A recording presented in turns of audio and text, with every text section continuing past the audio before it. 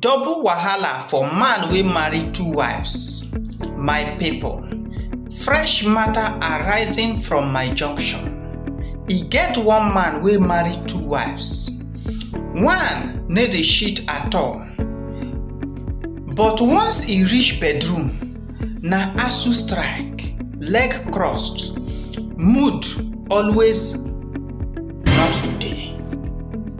The other one dey active for bedroom, but for outside na cheerful giver. Now the wahala be say, one dey starve am legally, the other dey disgrace am illegally. Marriage no be monastery. Trust no be open wifey.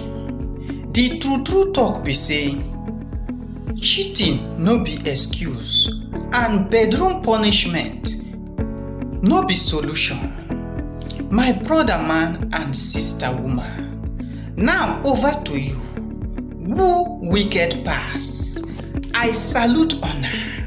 Una do.